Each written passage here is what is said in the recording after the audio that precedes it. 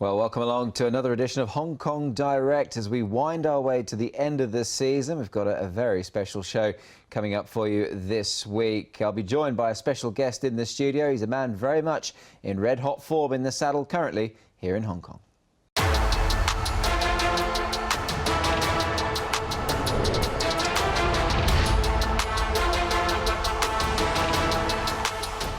Dragon's Luck is in front. He's a length and a half decisive 12. Dragon's Luck makes it 2 for 2. Exponential won't go away. Exponential fighting hard off the canvas. He wins. Not Usual Star in front. Hewitson's rated him pinpoint perfectly. Well, as you would have guessed from that montage is, of course, Lyle Hewitson, who joins me in the studio, a man very much riding at the top of his game. Lyle, great to have you here. And, well, first of all, things are going extremely well, aren't they? Yeah, firstly, thanks very much for having me on the show. It's always a pleasure. And as you say, things are going swimmingly, and we just want to continue that trend. Let's start with the most recent. Wednesday night, Happy Valley provided you with another winner, SJ Tourbillon for Douglas White. Well, we'll get to you and Douglas very shortly, but that steady flow of winners just continues to build nice momentum for you. Yeah, I think that's an important thing here in Hong Kong is consistency. And it's been a good few meetings, and just nice to keep ticking over and get one on the board last night and just maintain that momentum with, I think it's only 11 meetings left to go. Yeah, not too long to the end of the season, of course. 44 winners for you this season, Lyle. I think there were 27 last campaign. So you've really surpassed that number in no uncertain terms. 5th in the Jockeys Premiership. In fact, we can see some of your stats on screen with just shy of 550 rides. So are you the type of guy that sets yourself a bit of a target? Is there a number you wanted to get to, or is it just a case of hoping to just continue to ride those winners? I'd say it's more just wanting to continue riding those winners. My sort of outset coming into the season was to try and expand the support base and improve the number, of course, from last season. Considering that last season I did come in late, in a couple of months into the season already, I thought that I'd have to surpass that quite comfortably. And once I'd done that, then I started to realise that I could start setting a few more goals. And look, due to my own faults and small errors, sort of kept getting halted back by a few suspensions after having nothing throughout the past 2 years in Hong Kong.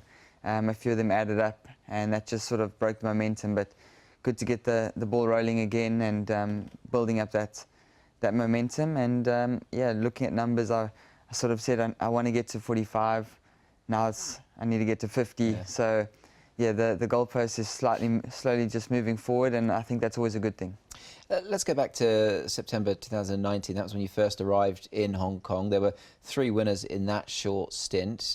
For any rider, obviously, your success has been well documented in your native South Africa and elsewhere. Obviously, there's been plenty of it, hence you got here. But from that initial first stay in Hong Kong, I read an article that you'd quoted as saying you've grown up plenty since you came back at the end of 2021. What was it that you grew up and what was it that developed in you as a rider to really hit the ground running this second stint in Hong Kong? Yeah, Nick, of course, that was a really tough time, and I don't think I even realised sort of my state of mind at the time. I was just sort of pitching up and wanting to try keep cracking it. And only when I left and went to Japan and things were successful from the get-go, sort of took a step back and thought, geez, how did I manage to get through all that? And I think that was just a strong state of mind that I was able to block out how negatively things were going and focus on the job at hand. So, I had no option but to mature. It's the Shark Tank here in Hong Kong for jockeys, and yeah, with things being tough, it just made everything harder. So I had to be a bit more mentally durable and put up with those tough times, with still being able to pitch up and knowing what the task at hand is. So yeah, of course, as well with the experience that I gained there, and then going and adapting to Japan really well, and that success sort of gave me the confidence to realise, this is what I'm supposed to be doing. Still good at what I'm here for, and then going back from there to South Africa and sort of having a landslide championship victory just sort of set everything up again and put me in the headspace and the confidence that I needed to come back here and show what I can do. So yeah, it's been quite a thrill, and everything has meant a little bit more due to the fact that my first stint here was really hard. One man I'm sure who has helped you plenty, and you rode that winner on Wednesday night for him, is Douglas White. Now, you're still a very young man, you're only 25. I mean, you would have been looking up to Douglas White when you were a kid, thinking, wow, I'd like to be where he is. And how big a help has Douglas been for you in your time in Hong Kong? Yeah, well, I needed somebody to stick with me and give me the opportunity to get going here in Hong Kong. It's, you know, like I said, when after 2019 and then coming back here, I don't feel like I started from zero like every other jockey. I started in the negatives, you know, because I still had a sort of, I guess you can call it a tarnished reputation. So before even getting to the start line, I had to run a marathon. It was a lot more ahead of me. And I needed that. I needed, firstly, the rides, then show improvement on those rides and hopefully get them back when they're ready to win. And that's what I got from Douglas, which was instrumental in getting me to where I am now. A lot of the time, and it still happens, you know, you ride a horse, it improves a race and it's gone next time. And if you can stick with those horses, win on them, then you get a bit of confidence and you start doing better on every other horse, and then it's just a snowball effect. And yeah, without his faith in me and sort of knowledge as well, which helped me to adapt to Hong Kong, might have been really difficult to have progressed. I needed that springboard.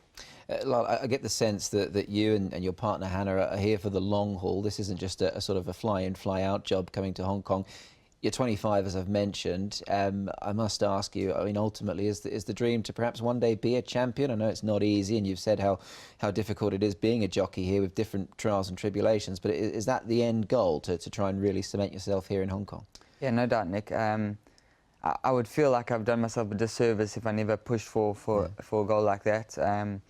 So yeah, I definitely, that would be my _1 long-term goal here. If it wants to come in the shorter term, I'll be thrilled. But yeah, working towards a #1 spot in Hong Kong would be sort of a childhood dream, firstly, but more importantly, just an absolute pleasure, a thrill, and a privilege, of course, to join the likes of the people that have been before me on that roster. So considering the journey I've had in Hong Kong and what lays ahead, achieving something like that would be the most special occasion, and I don't think I can give up until I've got there. No, for sure. And obviously some famous South Africans have got there before, of course, obviously Douglas and Basil Marcus and a lot of other top jockeys as well. You're not one to rest on your laurels. You've got a busy day coming up this weekend, a Saturday fixture. Pick of your rides, we've got them on screen for you now. I must ask you about the fella in race 3. Now, he might be up against it slightly, but he's a special horse to you, isn't he, Valiant Elegance? Yeah, he's super special. He's up there in my top few horses here in Hong Kong, just because he was my first winner this time round. And then after injury, he was my first winner back. So those are two important starting points. And then somehow he still racked up another 3 with me. So he has been amazing, especially where he was at one stage of his career. So he's also risen like a phoenix. And you know, anything else he does from now on is just a bonus. So it's been a privilege to be a part of his success in Hong Kong as well, and I'm grateful for a horse like him. I must just ask you as well, obviously this is our second Twilight meeting. How has that affected the jockeys? Has it helped in any way, do you think, with the later starts? I do think the first meeting we had, the Twilight meeting, was slightly cooler in general, weather-wise. So that by itself was a help. But then just having that evening racing, it allowed the temperature to drop a little bit more. A bit more of an evening breeze came through, and it made it actually a stunning time of the day to race. And yeah, got a little bit of a line on a Sunday morning and took our time preparing for races. Mentally, I got to races in a very good headspace. And if I can ride 3 winners every Twilight meeting, well, we can keep them going. If we do look for a winner on your of your rides this weekend, who would be the pick of them, do you think? Obviously, you've got that busy day coming up.